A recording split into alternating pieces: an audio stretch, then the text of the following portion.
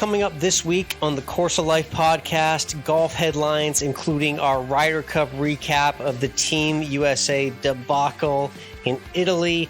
Plus, I'm remote in Dallas at this week's LPGA Tour stop outside the city and got some exciting content coming from there. And my mini golf bar crawl was an epic success from this past weekend. We're tuned into music and a sign of the season to come. Plus, this week's guest, Henry McGannon, who's a really cool golf entrepreneur that has some fascinating caddy stories. He's caddied at Pinehurst and Kiawah Island and some really cool tales to tell. We're tuned into all of that and more, and we're talking all things chicken when we always end with food. All of it brought to you by our friends at Desert Fox Golf. We talk about Desert Fox Golf every week because they're great and they're an accompaniment for any size golf event, whether it's just you going on to desertfoxgolf.com and checking out their phone caddies or towels or cigar holders or swing aid tumblers or anything they have for your game. Or if you're playing in an event in the coming months, how about that for an idea? You've got a club championship or an event where you think Desert Fox Golf gear should be at the event? Hit us up on Instagram right now. We'll give you a cash referral if that event buys Desert Fox Golf gear. It's real simple. All you have to do is send us a message on Instagram at COL Podcast. Again, at COL Podcast. Send us the information about the golf tournament you're playing in the or event that needs some phone caddies, and we'll take care of the rest. If it happens and they book Desert Fox Golf gear, you get a cash referral. That's right. All that for suggesting great Desert Fox Golf gear to your upcoming event. Check them out at desertfoxgolf.com.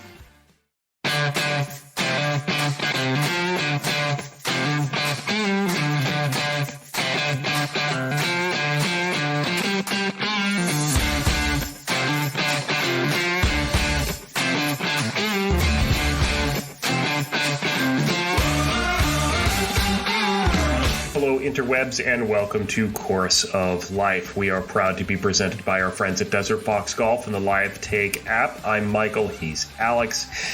And Alex, it was the Ryder Cup in Rome, the United States defending against Europe, and really the foreshadowing of Victor Hovland making a hole-in-one on a par 4 during the practice round should have told us how horrible this week was going to go for the Americans.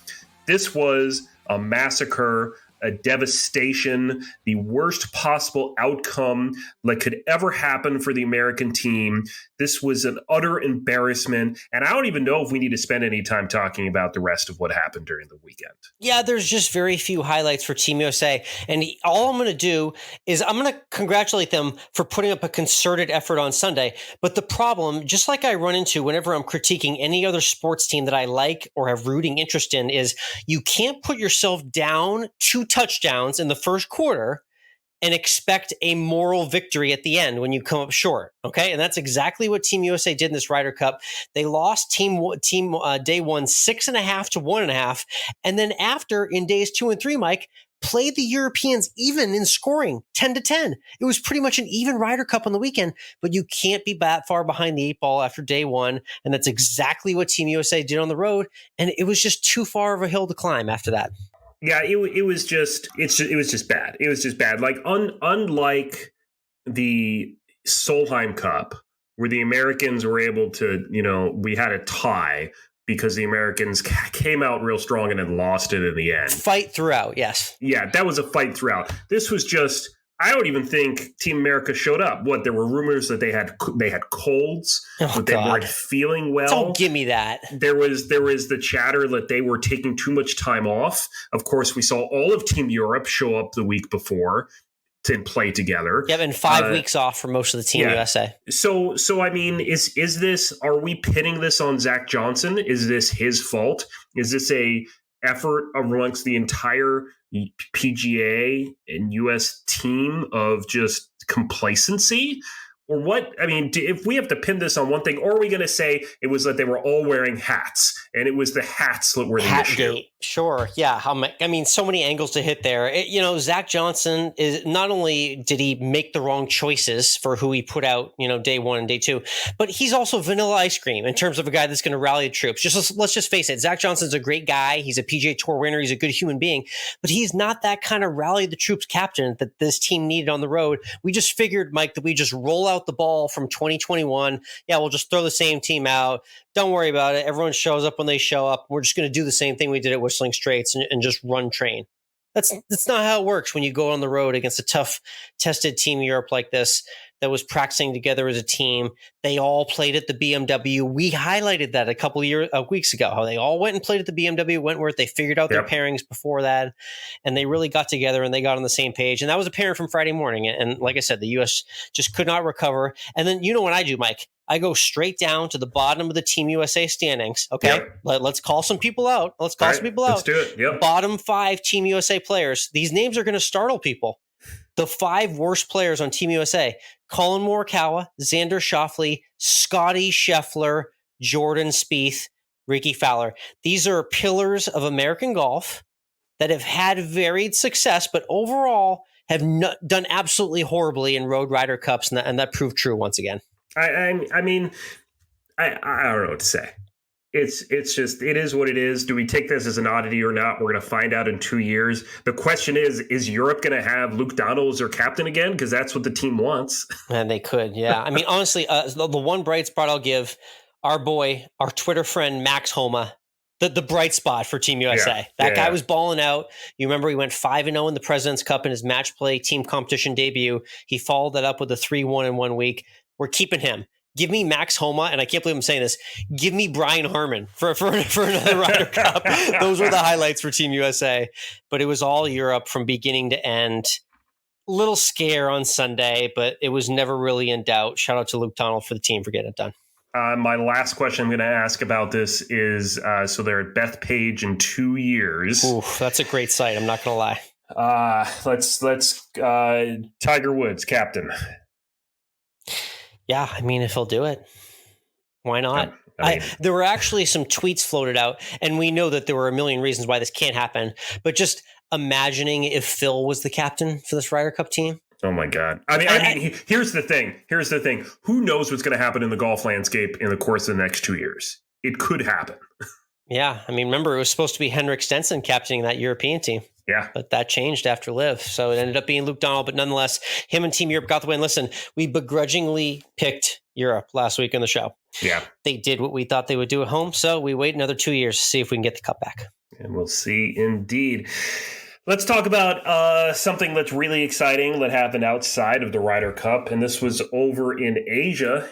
And of course, in South Korea, as you probably know, Alex, they have required military service that they have to do, unless they're just the best athletes possible. Right. Unless you win some sort of otherworldly or internationally renowned prize, albeit an Olympic medal or something of the like, or some sort of, competition.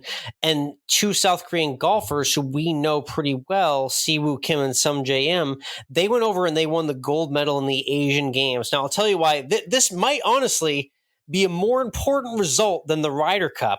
Yes. Okay, for these two, because by winning the gold medal at the Asian Games, they have put themselves to the pedestal of international celebrity achievement athlete, or whatever you call it, to the point where they are now exempt from that service. So this is quite literally not just like a year-changing win for Team Europe. This was a life-changing win for these two. So worthy of shouting out how enormous that achievement was under the gun and pressure of what was going on in the background for them. Yeah, this was Korea's first men's golf title in 13 years, and they won over Thailand by, wait for it, 25 strokes. Oh, okay. All right. Well, all right. That takes a little bit away from the story because it, I mean, hey, a win's this was a win a smart opportunity for Siwoo Kim and Sunjea, but nonetheless, they took it. So shout out to them for delivering the odd golf headline of the week. All right, let's talk about the LPGA because you're there. I am. Yes. We last talked in April when I was in Houston for the LPGA. They moved the Chevron Championship, the first major of the season, and we're still chugging along. We're back in the DFW Metroplex, north of the city. You're familiar with the area. It's at the Old American Golf Club in the Colony. And I'm excited. By the time you hear this, I will have already attended the practice round. So check out Instagram at Course of Life Alex and at COL Podcast. We're going to get some good behind the scenes content. We have an interview with a member of the captain's team of the Solheim Cup. And we're going to do a fun little kind of playing with the lessons with the pro style thing. Got some really cool access I'm going to be on the course with some players as they prep, get that behind the scenes access that not a lot of people get to see as players get ready for a tournament. It's going to be fun. You don't always get this kind of content on this podcast. And not to this kind of personality, because Alex, we know that you are beyond unique. Yeah, and I've got some questions prepped for them. The idea is like I'm going to let them hit their shots, but then I'm just going to roll camera and ask them just the most random questions that they're not ready for in the middle of their Tuesday practice round. So we're going to see how that goes too. I might get moved off from one group to the next as that happens, but we'll see how friendly the leads the LPGA Tour. But we're looking to connect with some past guests that you've already heard in the show. If you want to check out those interviews from the spring, be sure to follow along and subscribe right now on your podcast platform of choice. But excited to see our friends at the LPGA again this week. This weekend, so we had the Asian Games, we had the Ryder Cup, but really the marquee event of the weekend was the East Side Mini Open. Oh, yes, you saw that. Thank you. Yeah. I appreciated you sharing that as well. The mini golf bar crawl. How'd you like the creativity on the different designs from those bars? I always walk away impressed with what people create for those golf holes. I have to ask, the hole with the snake and the deep red lights, how hard was it to read that green? Yeah, and Mike, at about 9, 10 o'clock after a few beverages, it was that snake was doing all sorts of things to me by the end of the night there. And the bar is named Coral Snake, where the conclusion party was and where I judged the winners and the awards. So it was a fitting end of the journey. But yeah, a really cool and a cause for charity as well, too. They donate to a different animal cause every year. This week, this year was to a horse therapy ranch in Central Texas, but it's been to different dog and cat causes in past years. But really neat mini golf bar crawl if you're ever in Central Texas in late September, early October. A fun opportunity to go see some different landmarks in East Austin, play some mini golf, have a good time. It was a great football Saturday. So again, check out the Instagram if you want to see my post from that. But always enjoy a good mini golf challenge, right? Yeah. Especially when you then get to judge, right, the whole thing. Yeah, there was a few interesting outfits on display, needless to say. Judged and gave away some Titleist golf bags as well, too. Some nice prices there, too. Very nice. Very nice. Up at our YouTube channel, if you're not already subscribed there, you should be. We got, of course, videos from your time in the Shark Cage at the PBR event in Austin, Texas. Your time at the UTSA game at the Alamodome. Always fun to see the Alamodome. And you got videos going up next from your time in Illinois. Yes, I got a couple really random ones. I have some gambling escapades, video slots and roulette in the middle of nowhere, Illinois. A very fun adventure there. Ride the wave with me. And then a couple of golf rounds, which had to be highlighted. Mike, something great happened, not only in my round I played today here in northern Texas, but in Illinois. I'm starting to get a lot of birdies on camera. I'm saving these gems. We're going to start releasing these. We get some golf highlights coming in the videos to come. So be sure to check out the YouTube. I'm learning from you. You're giving me tutorials week by week. We're starting to slowly perfect and improve on these videos week by week. So follow along to the video journey as well, too. Let's look ahead to this weekend because the PGA Tour is back in action, and it's the always entertaining, and I say this with the least amount of sarcasm possible, and that I say with the most amount of sarcasm possible, the Sanderson Farms Championship in Jackson, Mississippi. This is just the epitome of not a loaded field except for Ludwig Aberg. Yeah, this was my question that I wrote in the preview, and we'll have the answer by the time you listen to this, but if they indeed peg it on Thursday morning, shout out to Ludwig Aberg and Nikolai Højgaard for winning the Ryder Cup on Sunday night in Italy and flying to Jackson, Mississippi to tee it up for 4 days after the celebration. I don't blame them if they're a little tired and jet lagged. I totally get it. But it would be cool to see those two young European Ryder Cup winners in the field because, I mean, let's just face it. Yeah. They kind of dominated us, and they're going to be the future of the Ryder Cup, so get used to seeing those faces out there. The one name, though, I am looking at here is to finally get his first win on tour. He has a tie 5th and a tie 14 in his last 3 starts, and he's been on this podcast multiple times. We are proud members of the Woo Crew. Dylan Wu. Yeah, that's a good thought, actually. That is a good thought.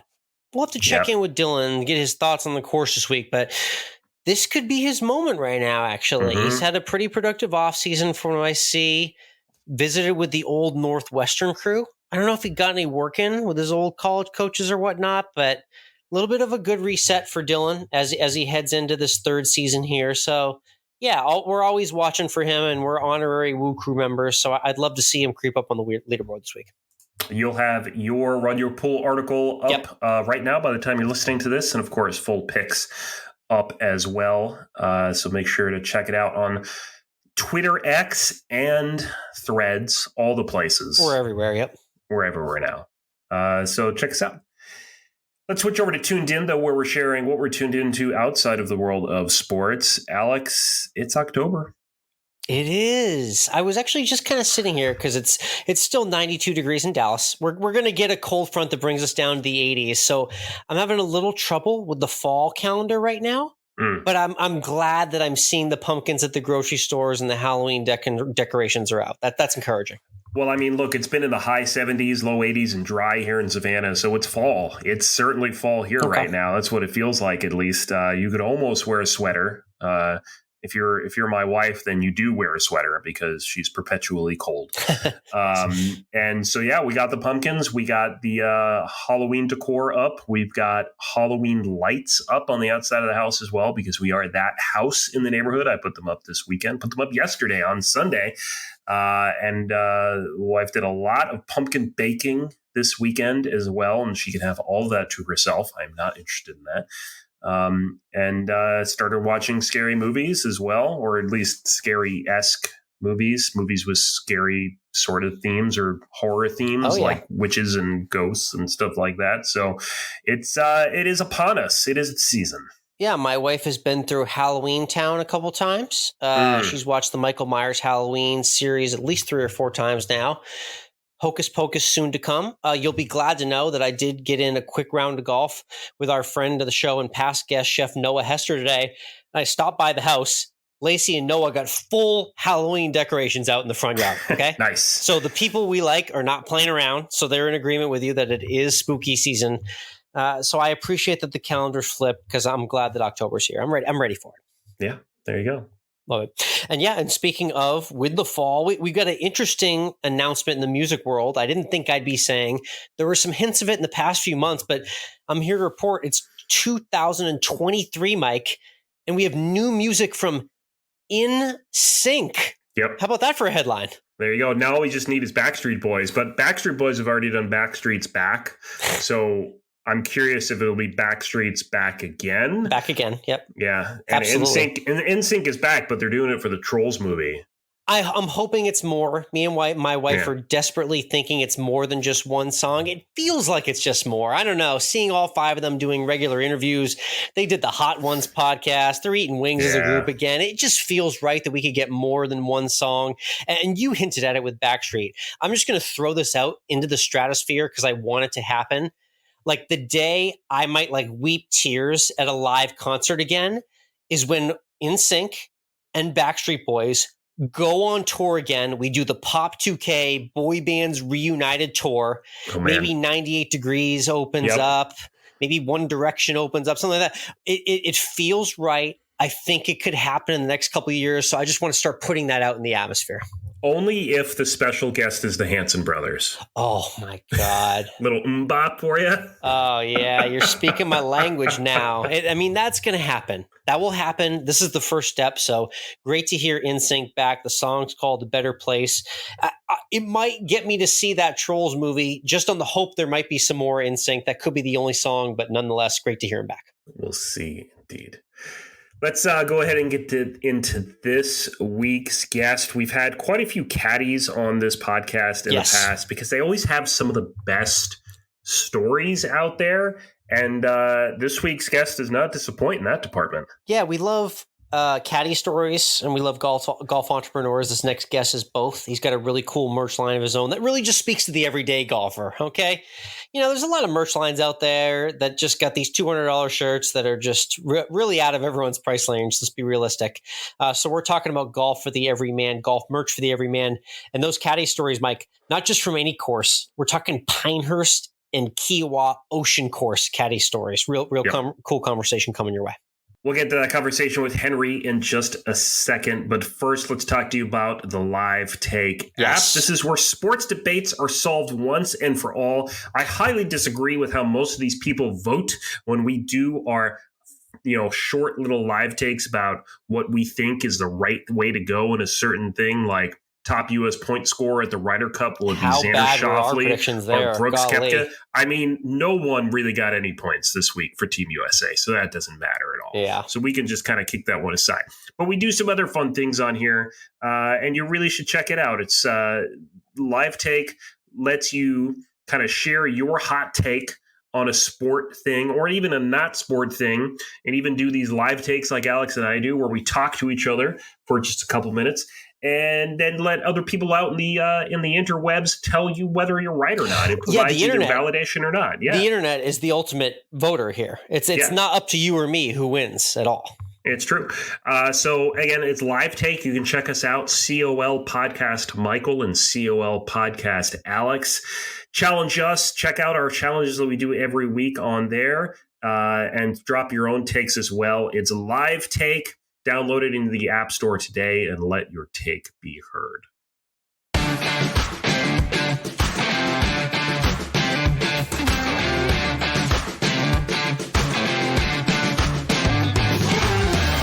Next up on the tee, he's a lifelong golfer that founded the RealGolfers brand, and he's got some caddying experience at some very iconic courses in the game. It's Henry McGannon joining us on the Course of Life. Henry, how you doing today? I'm doing well. Thanks for having me on. Absolutely, man. As soon as I saw the caddying experience you had, I definitely knew you may have a couple stories up your sleeve, and I'm looking forward to hearing about this merch brand as well. Let's get started with caddying, though, because I noticed you got a really cool course in your past history and one that you're working at now. You originally got going caddying, and one iconic course you worked at was Pinehurst, which a lot of people know in North Carolina. It's become quite the destination for golfers around the world. But tell me a little bit about how you first kind of got into caddying specifically at Pinehurst.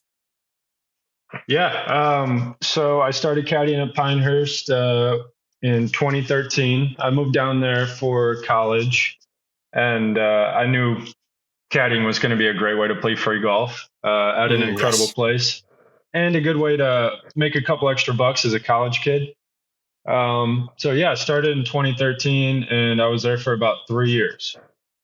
Very cool. It's a unique course. It's hosted lots of U.S. Opens, not a course. It's several courses. I'm curious, tell everyone a little bit specifically about Pinehurst number 2. For those who don't know, that's kind of the most iconic, maybe most difficult test out there, but you can tell me what number 2 is like to caddy on.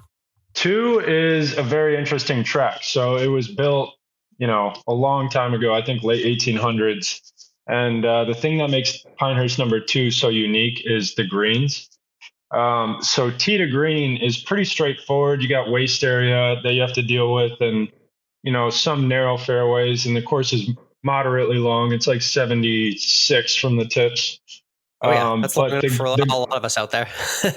Believe me, it's too long for me. But the thing that makes it so unique is the greens. They're all like turtleback greens. When you're caddying out there, 6-hour rounds are not that uncommon because the greens are so difficult. Oftentimes you'll see players go from bunker to bunker to bunker on the same green and then 3-putt. You'll see guys putting off the green. So number 2 in a nutshell is basically all about the greens. Yeah, I grew up in Massachusetts on a Donald Ross course that had similar green architecture, and it can play quite the games with your brain when you get out there after a long day if you're struggling around the green. So I know that vibe. I'm curious. I imagine you've probably had to hold your camera phone out or film a lot of people try to recreate that famous Payne Stewart putt on the 18th at number 2. Is that right? Oh, yeah. There's a statue of him doing his little fist pump with the leg in the air right behind the 18th green. So a lot of people would ask to take a picture next to the statue. How many people actually can recreate and make that putt on camera on demand? That's what I'm really wondering. How many people can make a 10-footer? Like maybe 2 out of 10 on demand. The rate's probably pretty low. That's a really cool spot. Yeah, it is. And the putt that he made, I obviously wasn't there in the late 90s when he made it. I think I was 4 years old, but some of the caddies who'd been in Pinehurst for, decades told me that putt broke uphill. And there is a couple putts on that course because of the grain that really do at least seem to break up the hill. So that's just another interesting fact about that putt that he made. Definitely. And Pinehurst is not only known for that course and the bevy of courses, but they've also got this new creation called the Cradle as well, too. Were you there for the Cradle's existence? And if for those who don't know, it's a real kind of vibey pitch and pile putt style course where you can kind of get loose, kick your shoes off, bring beers around, and kind of have a really new age golf experience. But did you have any familiarity with the Cradle, or was that just getting built when you were there? So the Cradle was built after I was there. I'm starting to feel old. So I was there 2013 to 15, and I think the Cradle was built in like 17 or 18. When I was living there, the space that the Cradle is now on was the first hole of course 3 and the first hole of course 5. Both were pretty, standard par 4s. So I think Pinehurst crushed it by taking those 2 holes out and putting in the Cradle that everybody knows and loves. Yeah, it creates a lot of cool moments. I mean, you see a lot of videos online of like buddies trips and team match play competitions at the Cradle and at the different courses. I'm curious, when you're caddying out there, I'm sure you've seen a lot of great group, scream, party, pop, excitement moments. What's maybe one notable moment that you have from your days at Pinehurst that sticks out in terms of a group of golfers going crazy out there? Man, that's a good question because there's so many. I would say the most memorable moment I have from caddying on number 2 that involved the crowd going wild would be I was caddying for this guy. I can't remember his name. It was 8-9 years ago, but he was a 30 handicap, probably was on his way to shooting 140 on the day, like many of us do on Pinehurst number 2. But we got to 18, and for those who don't know, the clubhouse, like I said, is right behind 18 green. Yep. And it's a great place to hang out and have some drinks when you get done. So we're coming in. It's like a beautiful Friday afternoon. The porch is packed like it always is. People are having drinks and having fun and chirping the golfers. And this guy who, like I said, was about to shoot 140, holes out from like 130 yards or something.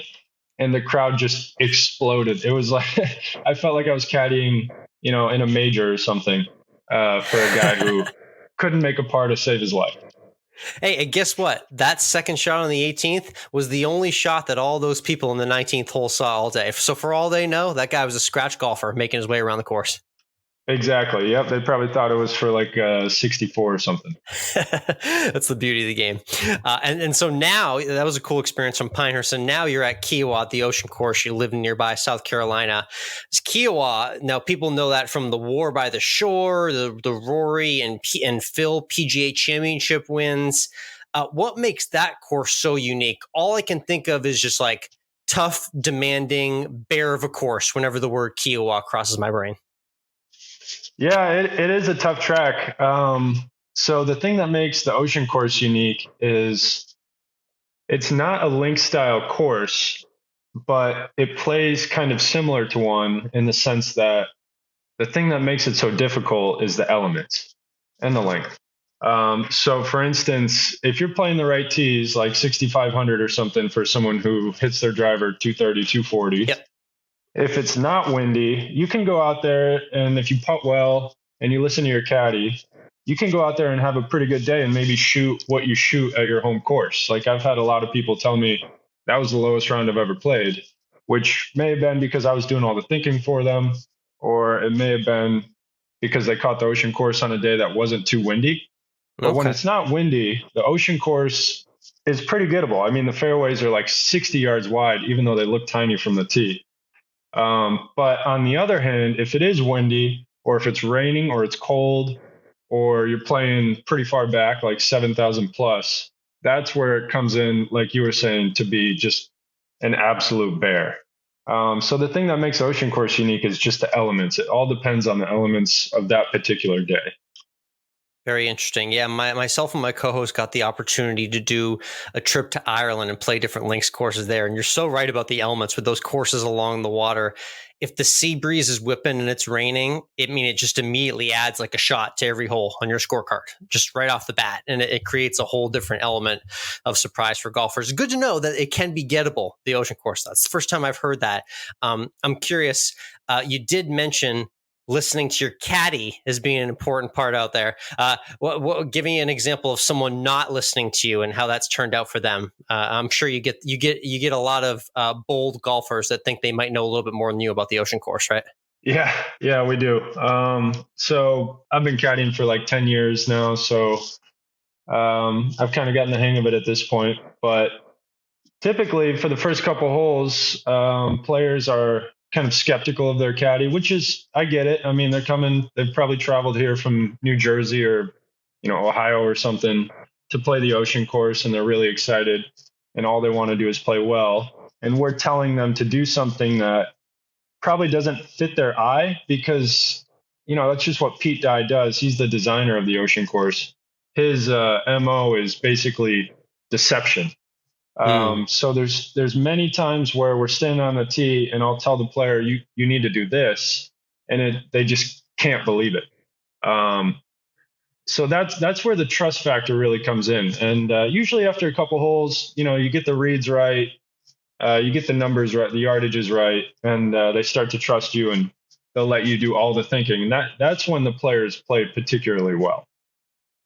Yeah, and for the golfers out there, it's actually a little bit of a vacation for your brain and everything that's already going on there. It's hard enough just to figure out how to hit the ball correctly. So when you do have someone giving you the line sights, the reads on the greens, the rub of which way the ball is going, it helps a lot. So I appreciate you mentioning that. I would definitely grab a caddy if I was playing a course like that as well too. Now on the other end, when you have people that have a tough time on the golf course, I'm sure you have moments when someone just gives up on the ocean course. How often is it that someone just cannot finish the 18 holes and is just completely overwhelmed by the course? Does that ever happen to you? Oh yeah. That happens quite often. I was actually joking with my buddy the other day. There's just so many hazards out there. I don't really know how many of the 800 or 1,000 rounds that I've caddied out there. I don't really know how many people have actually finished their round of golf with like a legitimate score. I bet it's under 50. Just because there's so many hazards. Oftentimes you don't know where the real like legitimate drop is. So with that being said, when we have someone like you were saying who's really struggling, we just take super generous drops. For one, to keep the player happy, and two, probably more importantly, to keep pace of play moving. Because if you're not pushing them along, it can get slow out there. Wow, maybe 50 out of 800 really actually finished out the 18. That's a fascinating stat. I love it. Very, very cool caddying experience there. Again, Henry McGannon joining us here. It's the RealGolfers brand that you created as well too. It's really cool to check out the merch line that you got. RealGolfers Co. is the name if you want to follow on Instagram. Tell me a little bit about what first inspired you to create the line in the first place. Well, it started about a little over 2 years ago, and there was just one day where I was in my closet trying to figure out what I was going to wear to play, and I had probably 30 or 40 golf shirts at the time. And I'm looking at them and thinking to myself, yeah, everyone does. You got to. But I'm thinking to myself, I've either won these, like every single one of these shirts with like pro shop credit from a tournament, or they're from a golf course that I worked at and I got them for free. And I started thinking about why, because I love fashion and I love dressing well. And I just came to the conclusion that golf shirts were just insanely overpriced. And that was really the main inspiration for the brand, was to create like Peter Millar, FootJoy quality apparel. Quality is our main thing. We'll never sell a shirt or a hoodie that we don't absolutely love. So creating apparel that's the level of quality of the top brands out there at an affordable price, because everybody wants to look good while they're playing golf. And most of us can't afford to buy a $140 shirt in the pro shop at the ocean course. So that's really where it started and where I got the idea. Absolutely. And I'm sure myself and a lot of people are nodding at home saying, I'm not paying over $100 for a shirt. I'm just not. I don't care what it gives me. You know what I mean? It's like, yeah, the most expensive shirt I can consider myself ever buying in my life was quite literally at the Masters, buying an Augusta National Polo for like $80. That's as far as I'll go. And that's a once in a lifetime experience. And you're right. We get shirts as golfers from work and gifts and freebies and hand-me-downs. And when you do buy one with your hard-earned money, you don't want to break the bank with it, for sure. Totally. So I'm curious, in terms of the different collection offerings, the one that caught my eye, since we're public golf people out here. I grew up on public golf courses my entire life. I'm Muni for life. I play Munis here in Austin, Texas. And you've got the Muni collection. Tell me a little bit about the inspiration for the Muni collection and the Muni golf life, which I think kind of speaks to all of us out there.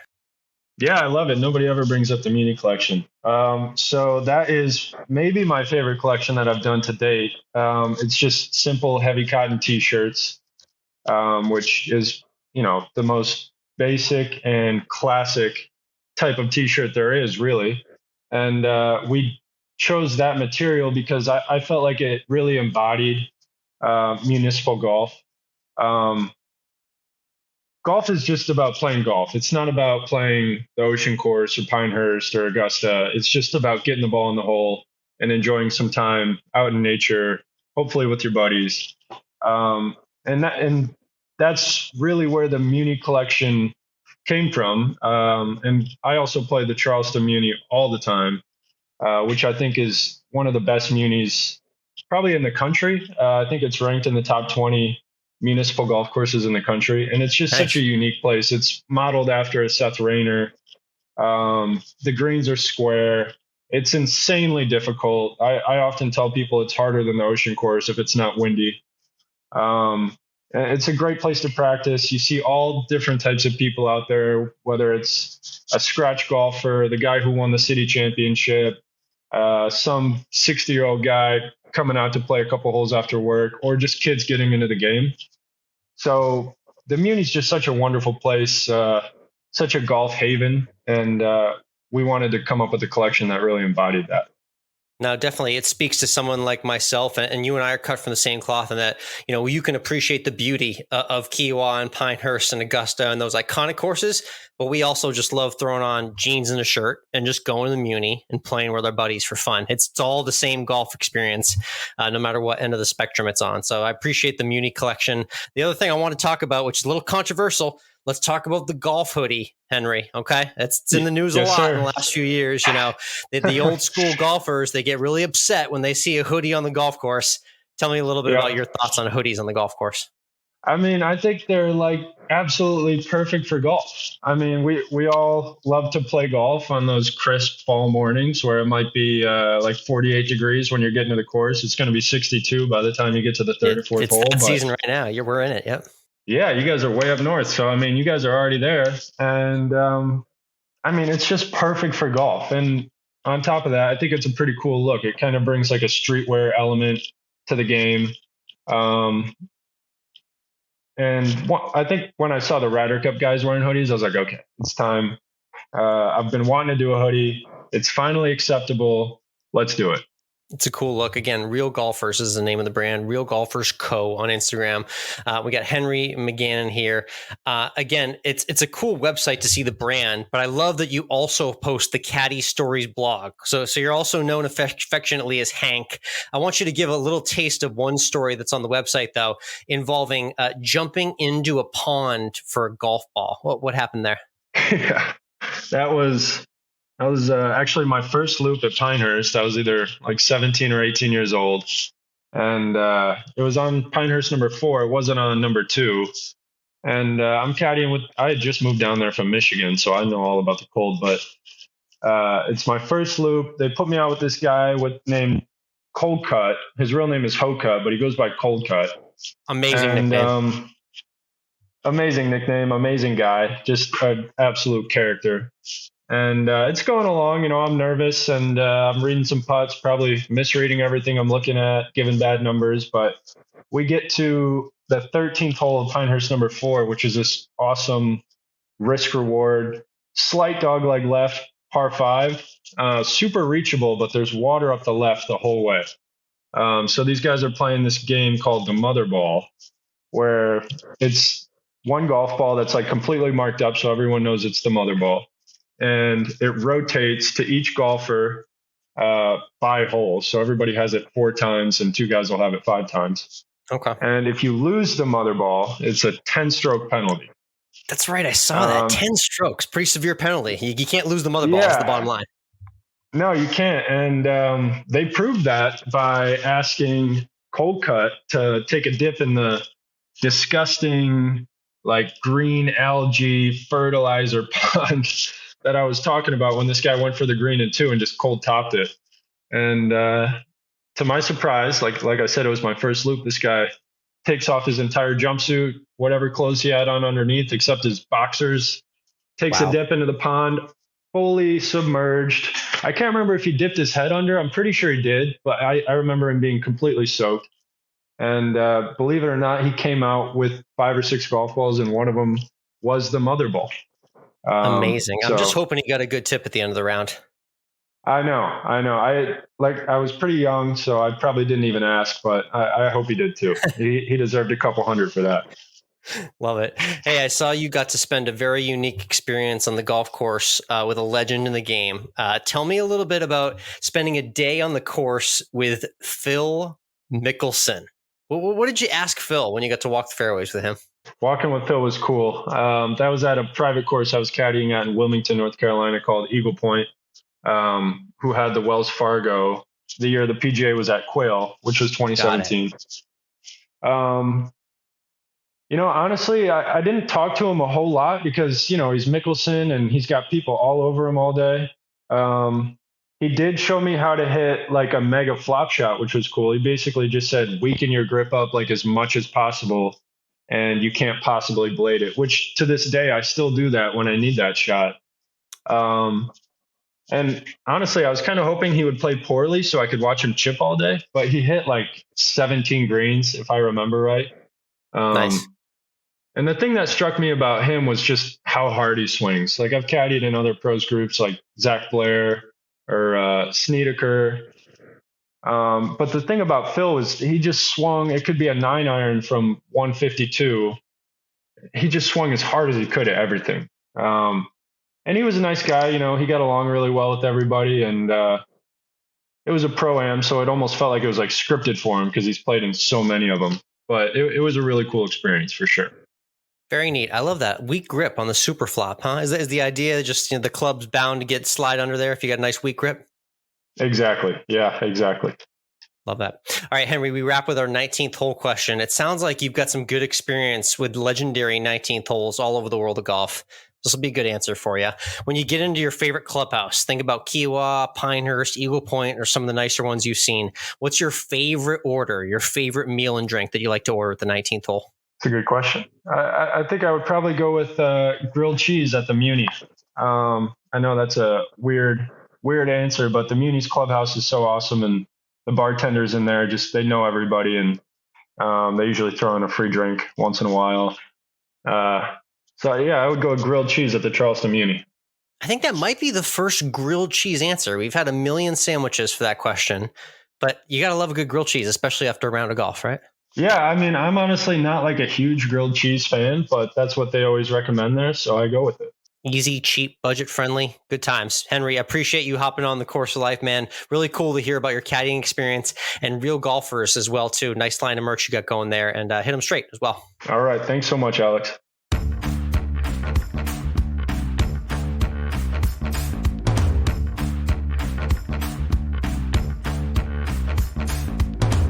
We're back. Great chat there with Henry. Can't believe, I know you're a caddy and you're supposed to do what's best for your player, but jump into the water? Really? Yeah, like I said, that tip has to be at least new pants, shirt, underwear. That's got to be a 3-digit tip, right? For doing something like that, saving the Mother Ball. So. What a sacrifice. So. You hope so. It's got to be. If not, then I would never do it again, obviously. So. That was fun to hear from Henry and his caddy stories. You can check them all out on the Real Golfers blog too, and we'll be collaborating with Henry a little more, showing off that brand as well too. If you like that conversation with Henry plus everything else we do here on this podcast, make sure you punch that subscribe button on the podcast app you're using right now. Leave us a rating of any number of increasing stars or thumbs that you feel is an appropriate number, and then add 2 to it. So if you're only going to give us 2, give us 4. If you're going to give us 4, give us 6. If it won't let you give us 6, give us 4. Go create another account on that podcast app and give us another 2. Right, because that correct. Yeah, 2 ratings still. Yep, that math checks out. Okay. And you can follow us on Instagram, COL Podcast. He's Course of Life Alex. I'm MWRINC. Same handles on the threads. We're on Twitter X. He's COL Podcast. Course of Life 1 on Twitter. I'm MWRINC. We're on YouTube, like we said earlier, Course of Life Podcast, Spotify, Apple, iHeartRadio, all that fun stuff. Check out our food Instagram, Always End With Food on there as well, so you can see pictures of food, because who doesn't like pictures of food? You know what I got into, though, this week, Alex? We have to talk about this. Yeah, what's going on? We're few and far between segment here. Wormhole of the week. So I fell into a wormhole. God, I mean, I'm always finding wormhole. What do you got? Yeah. What do you got for me? So I do on YouTube watch videos of how the other 1% lives on first class, business class flights across the country. Yes. I find these trip report videos of like what it's like to be in first class on Emirates just incredibly depressing, and yet I can't turn away from them. And so YouTube's version of Reels or whatever they call it, I don't know what they call it. Yeah, the shorts there, yeah. The shorts. This one account came up of this private jet broker who sells private jets. And there's this video of this 21-year-old girl coming up to him and going, "My daddy is letting me buy a jet. I have $30 million. And then he walks her through the process of buying a jet. And then this other 22-year-old guy who's like, "I need a jet so that when I'm going from Ibiza to Paris with all the models that I fly with, I have a place to lie down." Tough life, man. Jeez. And then he's like, I was on this plane with someone who had 12 people on the plane and 48 bags, and the bags wouldn't all fit in the luggage compartment, so they were piled up in the back. So you got to keep in mind how many bags you're going to have on the plane, so that'll keep in mind what kind of plane you get. I mean, I already felt pretty inadequate without having any money, but now I just can't function. Big time champagne problems there with the bags and the people. Gosh. I mean, that said, when I win the $1 billion Powerball going on tonight, Monday night. So by the time this comes out tomorrow, I'm going to be a billionaire. Yeah, that's good. I'm going to buy myself a private jet. I love that. I mean, that Edwin Castro guy who won the big one, who lives in California, he's already gotten 3 different mansions in the LA area just because he can. Just because he can and you can't. And he's got $1 billion. So it's dumb money. Very cool. Private jet broker. Yeah, that really is. That's not the 1%. That is the 1% of the 1%. Yeah, it's crazy. It's crazy. Good stuff. All right, let's talk college football. I want to talk about your picks, Alex. What's going on here? I'm just a 500 picker this season. I can't figure it out. I've gotten onto slow starts and finished hot at night. I've gotten off to fast starts in the morning games and finished slow, but it all ends up being just a wash. So basically, take a look at every pick I put out on X, on Twitter, on Threads, on Run Your Pool, and take half of them and take the other half with a grain of salt and hope you get lucky on the right ones. That's what it seems to be this year. It's just a complete mixed bag. I can't really do anything amazing or horrible, which I guess is better than maybe most bettors can say, sadly. But there's just not a lot of upward trajectory so far in this college football season. All right, so for the big game this weekend, Texas versus Oklahoma, who are you betting on?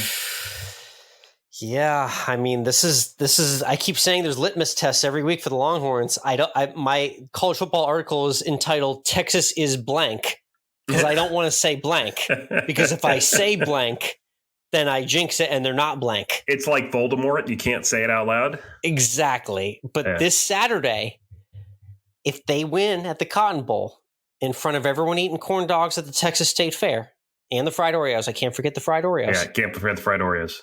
If they do what they did last year and they run train and they are undefeated, I will officially drop my first Texas is blank of the season and the undefeated train rolls on. This is the first big litmus test.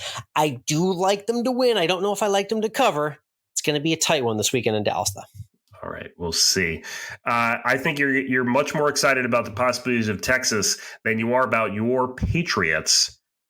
Oh, my God. I mean, this is blowout, helpless old man coach past his prime. Oh, wow. Quarterback who's not the guy, and we've all just learned it this weekend, and there's nothing better behind him.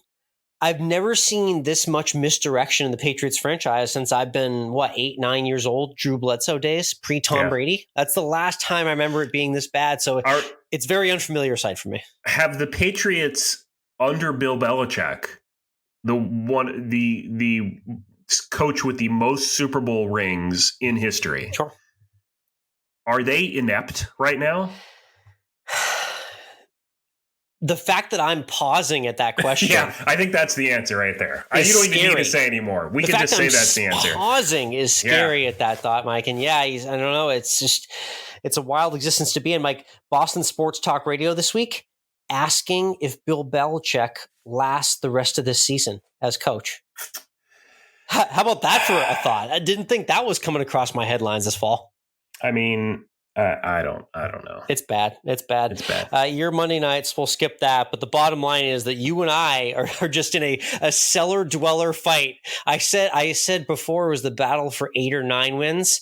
We might have to revise that number. We might. I'm going to say a battle for 3. Exciting. It could be tank season in a month or two. We could be talking tank by Thanksgiving. Fun time. I mean, the Giants just is it the pieces aren't? I don't even know. It's not even worth having the conversation right now. The pieces that are there aren't even worth having the conversation about. That's all you need to know about the pieces that are there. Yeah. It's atrocious. But we did have some fun some fun Toy Story football, right? Did you see any of these animations on Twitter? This is a wild thing I watched for about a half an hour. I couldn't really give it my full attention, but basically they animated kind of caricature-size football players like in conjunction with the live broadcast of the London game, and they put it in Andy's room, the setting for Toy Story. It was kind of fascinating. It was worth about 20 minutes of time. It's really for a 0 to 12-year-old audience, but it was an interesting try from the NFL, if nothing else. Would you rather watch that, or would you rather watch Nickelodeon football? So far, I like the Nickelodeon broadcast more. I mean, the Toy Story was cool just to tune in and see it happen, but if you're a grown adult, you can't physically watch an NFL game like that. It was neat to see the touchdown celebration in the end zone. There was some fanfare there for sure. Halftime show wasn't bad, but Toy Story football, B-, Nickelodeon football, B+ right now. That's my rankings. Okay. Also, I just need a shout out real quick as we'll call this an alma mater update. Quinnipiac University men's ice hockey, the defending Division I men's ice hockey national champions, got their blingy championship rings this weekend. Did you see this? Dang, we're back already, aren't we? Wow, hockey season's here. Dang. And the rings rival what you see in professional sports. Good. They're impressive. Good. I want to know if I can get my hands on one of those. You know what? But let's be gaudy, Mike, because we don't know how many times this is going to happen realistically. Yeah, exactly. So let's go ahead and just flex this one as hard as we possibly can.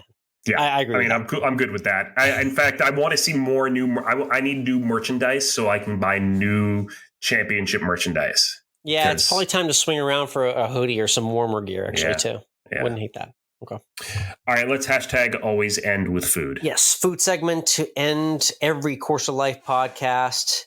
I'm going to start. We're just all chicken right here. Let's just go into kind of wing variety. I've had the full gamut at the Eastside Mini Open. I'm going to shout out the Golden Grill, some food truck wings downtown with some beer. Always goes great with some football. I had some nice fried wings, which were a lemon pepper buffalo fusion. Hadn't had that before. That was a win. And then here at the Hoax House in Dallas, my buddy Evan just grilled some amazing wings. Love grilled wings. So I'm just experimenting with the full run right now, but I'm on a big wing run as we hit peak football season. That's the bottom line. Nice. I'll talk chicken too. So let's do a little backstory here. So on Sunday, I had to go to my local Ace Hardware to get some stuff. And while I was there, they have a section of like spices and barbecue sauces. I don't know if you have a local Ace that does this. Yes, I've seen that. Okay. And I was like, let me see. I was going to do a roast chicken for dinner Sunday night. And I'm looking at what they have, and there's this spice blend by Traeger. It's a citrus pepper. And I was like, that sounds good, but I don't think I'd do that on a grilled chicken, but I can spatchcock my chicken and grill it. And then that would be good. So I did that. And then I had with it a fennel apple coleslaw that I made, which was also very good. So it was just all right. It was like a very summery meal that I was having in, 75-degree weather in Savannah in October. What a wonderful amalgamation of flavors there, Mike. It was actually really nice and kind of bright and light, and it went really well. And the chicken, spatchcock grilled chicken is just always delicious. And by the way, Traeger, love your spices, love your grills too. So if you're interested in sponsoring the show, feel free to hit us up. We'd love to try your products whenever you I'm using a Weber. I love my Weber Genesis, but I will gladly take anyone's grill that they want to give me and try it out. Yeah. Citrus pepper by Traeger at Ace Hardware of all places. Yeah. Dude, this Ace Hardware has so much stuff in it. They have apparel in addition to like everything else. It's like they don't know what they are, but they have everything and they're nice about it. So good for Ace Hardware. Love that. All right. That's Always End with Food. Great wrap to this week's Course of Life podcast. Again, check us out on social for all the content we're putting out. We got videos weekly, podcast weekly. We appreciate you tuning in. Be sure to like and subscribe if you have not already. Until then, we'll see you next week.